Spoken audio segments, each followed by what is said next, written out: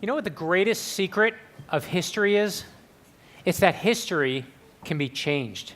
And yeah, I know, everyone says history can't be changed, but it can. And today we're going to talk about how history isn't just something that goes backwards, history goes forward too.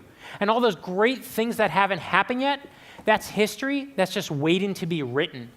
So how do you change history? I'm going to tell you by sharing with you the 3 things that I tell my kids every night when I tuck them into bed. It's true, I stole the idea from a friend of mine who told me what his father used to share with him. Every single night when I tuck my kids into bed, I tell them these 3 things. Dream big, work hard, and stay humble. So let's look at them all. First, dream big. You know who has the biggest, best dreams of all? You, young people. You know how old Martin Luther King Jr. was when he became the leader of the most famous bus boycott in history? He was 26. You know how old Amelia Earhart was when she broke her first world record? 25. You know how old Steve Jobs was when he co-founded Apple Computer? 21. And you know how old Jerry Siegel and Joe Shuster were when they came up with their idea for the greatest superhero of all time? The first one, that they named Superman? These guys were 17 years old. 2 17-year-old kids created Superman. They weren't good looking. Look at the picture, right? They weren't popular. They had no money. But they were 2 best friends with one dream. And with just their imaginations, they gave the world Superman. And I know, creating Superman is a once-in-a-lifetime big dream. So I want to tell you about Alexandra Scott. She goes by Alex. Alex was diagnosed with cancer before she was even a year old. And that was the only life she knew: sickness, chemotherapy, and surgery. When she was 4, Alex asked her parents, could she put a lemonade stand in the front yard? She didn't want to buy anything for herself. She wanted to use the money to give it to doctors to help other kids with cancer. Okay? In a single day, Alex's lemonade stand raised $2,000. But here's what I love. Soon after that, other lemonade stands started popping up, all with Alex's name on it. Eventually, they raised $200,000. And then Alex had a new goal. She said, let's raise $1 million. On June 12th, 2004, hundreds of lemonade stands started opening up in every state in the country. Ordinary people selling water and sugar and lemons to help kids with cancer. Nearly 2 months later, Alex died while her parents were holding her hands. She was 8 years old. But before she died, Alex said that next year's goal should be $5 million. Today, her dream has raised over $45 million, and it is still going strong. One idea, one girl, one big dream. And you know what she said? This is a direct quote from her before she died. She said, "Oh, we can do it. If other people will help me, I think we can do it. I know we can do it." You dream big. I don't care how old you are, and don't let anyone tell you otherwise. You will change history.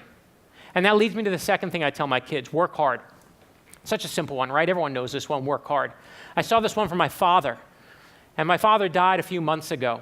When I was growing up in Brooklyn, okay, my father, he worked hard. He had no money. We had no money growing up. He worked every Saturday, every Sunday. I watched firsthand every weekend what hard work was. And I saw that the hardest work of all is being resilient when you're facing failure. When I started writing my first book got me 24 rejection letters. To be clear, there were only 20 publishers. I got 24 rejection letters, okay? That means that some people were writing me twice to make sure I got the point. But it wasn't until I was writing my 9th book, a book of heroes for my son, that I found my favorite story of working hard through failure. It was a story that a friend told me about the Wright brothers, that every time the Wright brothers went out to fly their plane, they would bring enough extra materials for multiple crashes. That means every time they went out, they knew they would fail. And they would crash and rebuild, and that's why they took off. I love that story. I wanted my son to hear that story. I wanted my daughter to hear that story. I wanted everyone to know that if you dream big and you work hard and you fight failure, you will change history and do what no one on this planet has ever done before. And that leads me to the final thing I tell them: stay humble. Here's the thing. If you invent the world's first airplane or Superman or a multi-million-dollar lemonade stand, you don't need to be humble. You can get a tattoo on your face that says, "I'm the best," right? But pay attention here. no one likes a jerk. In fact, the world needs fewer loudmouths, so stay humble. When Thomas Jefferson wrote the Declaration of Independence, you know he never took credit for writing it while he was alive? It wasn't until he died and it was in his obituary that the average American found out that he was the author. That's humble. So there's the big secret. Dream big, work hard, stay humble. Wait, you're saying, that's it? What, you tell me a bunch of stories and what? How do I change history? Here's the answer. All history ever is a bunch of stories. Conflicting stories, big stories, little stories, our stories. So how do you change history? All you got to do is write your story. Okay? Now, no, I'm serious. That's it. And people think history is a bunch of facts and dates you got to memorize. That's not what history is at all. History is a selection process, and it chooses every single one of us every single day. The only question is, do you hear the call? And that leads me to the most important thing I'm going to tell you here. You will change history. Some of you will change it in big ways, affecting millions of people. Others of you will do it in more personal ways, helping a family member or someone who needs it. But let me tell you right now, one is not more important than the other. If you help people in mass or one by one, that's how history gets changed, when you take action. But when you start writing your story and you get scared, as we all inevitably do, I want you to know one thing. No one is born a hero.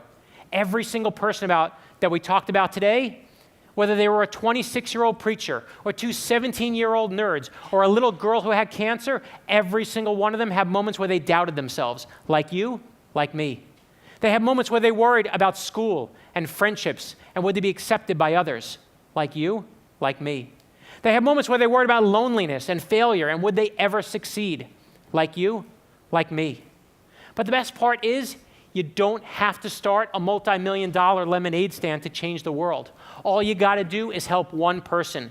Be kind to one person. That's the answer. It is my core belief. It is in every story I just told you. I believe ordinary people change the world. I don't care how much money you have. I don't care where you go to school. That is all nonsense to me. I believe in regular people and their ability to affect change in this world.